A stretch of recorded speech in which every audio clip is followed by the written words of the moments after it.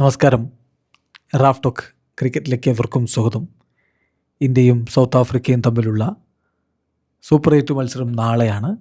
T20 world കപ്പിലെ നിർണായകമായ ഘട്ടത്തിൽ ആദ്യ മത്സരം, സൂപ്പർ 8ലെ ആദ്യ മത്സരം, തങ്ങളുടെ ആദ്യ മത്സരം വിജയിക്കുക എന്നതിൽ കുറഞ്ഞൊരു ലക്ഷ്യം ടീം ഇന്ത്യക്കില്ല.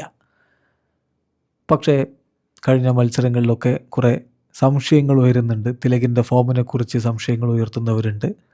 അഭിഷേകിൻ്റെ 3 ഡക്കുകളെക്കുറിച്ച് ചോദിക്കുന്ന ആളുകളുണ്ട്. സഞ്ജുവിന് അവസരം ലഭിക്കുമോ എന്ന് ചിന്തിക്കുന്നവരുണ്ട്. പിന്നെ ഓഫ് സ്പിൻ ബൗളർമാർക്കെതിരെ ഇന്ത്യൻ ബാറ്റർമാർ മുട്ടിടിക്കുന്നുണ്ടല്ലോ, അതിനെന്ത് പരിഹാരമെന്ന് ചോദിക്കുന്നവരുണ്ട്. ടോസ് ഒരു ഇഷ്യൂ ആണോ?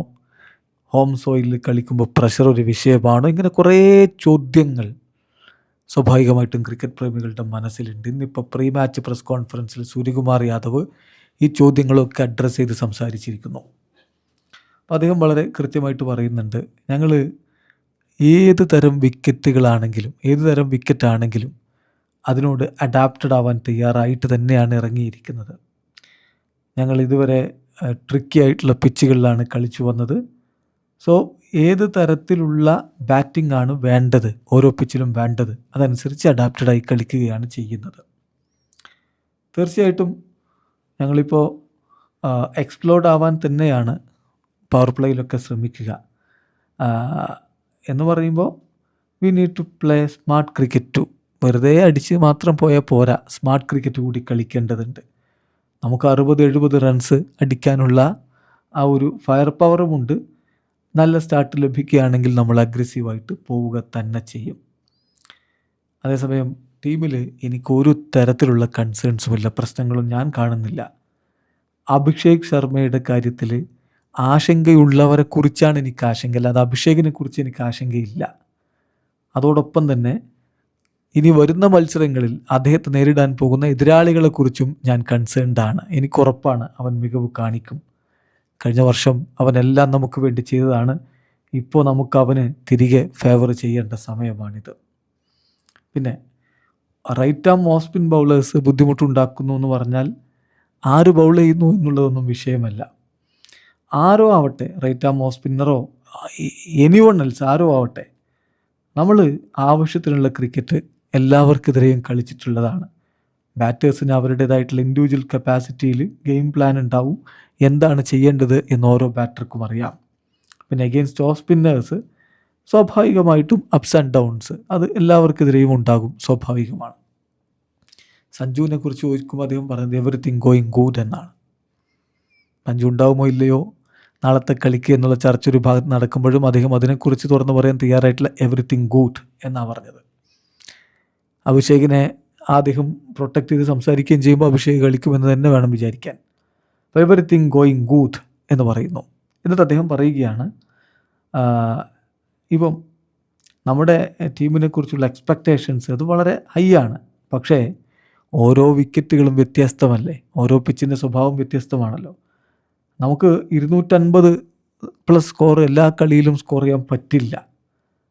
നമ്മൾ തീർച്ചയായിട്ടും ആ ഒരു സർഫേസിൻ്റെ ചലഞ്ച് എന്താണോ അതിനെ കൂടി നേരിട്ടിട്ടാണ് നമ്മൾ മുന്നോട്ട് പോയിക്കൊണ്ടിരിക്കുന്നത്. ടീം മാനേജ്മെൻറ്റ് ഇപ്പം തിലകിൻ്റെ കാര്യത്തിൽ പലതും പറയുന്നുണ്ടല്ലോ, തിലക് സ്ലോവിലാണ് കളിക്കുന്നത്. അതിന് എനിക്ക് പറയാനുള്ള മറുപടി, ടീം മാനേജ്മെൻറ്റ് തിലകിനോട് അങ്ങനെ കളിക്കാനാണ് പറഞ്ഞത്.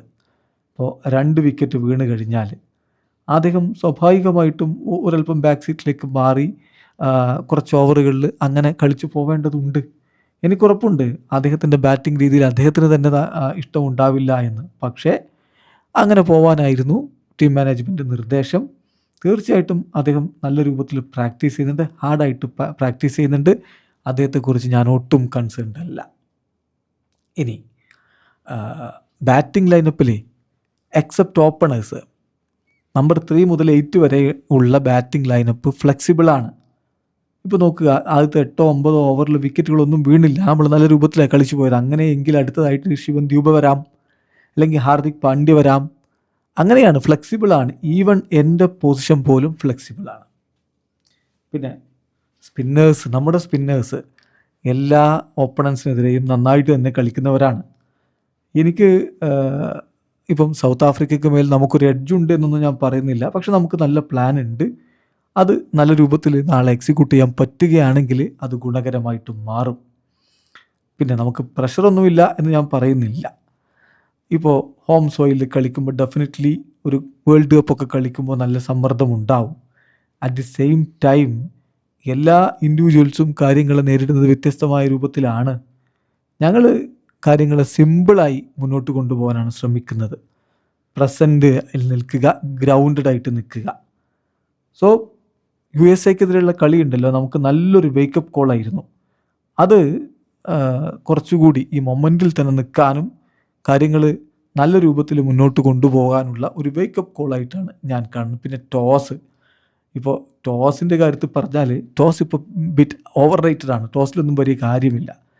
നിങ്ങൾ നന്നായിട്ട് ആദ്യ ഇന്നിങ്സിൽ ബാറ്റ് ചെയ്യുകയാണെങ്കിൽ ഇപ്പോൾ ഡ്യൂ ഉണ്ടെങ്കിൽ പോലും നിങ്ങൾക്കത് ഡിഫെൻഡ് ചെയ്യാൻ പറ്റും. നമ്മുടെ ഈ ബൗളിംഗ് ലൈനപ്പ് വെച്ച്, ബൗളിംഗ് യൂണിറ്റ് വെച്ച് അതിന് കഴിയും എന്നെനിക്ക് വിശ്വാസമുണ്ട് എന്നുകൂടി സൂര്യകുമാർ യാദവ് പറയുന്നു. തീർച്ചയായിട്ടും സൂര്യ സമഗ്രമായിട്ട് എല്ലാ ചോദ്യങ്ങളും ടച്ച് ചെയ്ത് തന്നെ പോകുന്നു. അപ്പോൾ അതിൽ അദ്ദേഹം നൽകുന്ന സൂചനകൾ എന്താണെന്ന് വെച്ചാൽ, തിലകിന് കൊടുത്ത നിർദ്ദേശം അനുസരിച്ചാണ് അദ്ദേഹം അങ്ങനെ ബാറ്റ് ചെയ്യുന്നത്. അപ്പോൾ അദ്ദേഹം അത് തുടരും. പ്ലേയിങ് ലെവലിൽ അദ്ദേഹം ഉണ്ടാവുമെന്ന് വേണം കരുതാൻ. പിന്നെ അഭിഷേകിനെ പ്രൊട്ടക്ട് ചെയ്ത് സംസാരിക്കുമ്പോൾ അഭിഷേകും ഇഷാൻ കിഷനും ഓപ്പൺ ചെയ്യുമെന്ന് തന്നെ വേണം കരുതാൻ. അപ്പോൾ സഞ്ജുവിന് വലിയൊരു സാധ്യത നമ്മൾ കാണുന്നില്ല. ഇനി സഞ്ജുവിനെ ഇറക്കുകയാണെങ്കിൽ റിങ്കു സിംഗോ തിലകോ ഒക്കെ പുറത്തിരിക്കുമോ എന്നുള്ളതും കണ്ടറിയേണ്ട കാര്യമാണ്. വീഡിയോ അവസാനിക്കുന്നു. ക്രിക്കറ്റ് ലോകത്ത് കൂടുതൽ വിശേഷങ്ങളുമായി റഫ് ടോക്സ് എത്താം.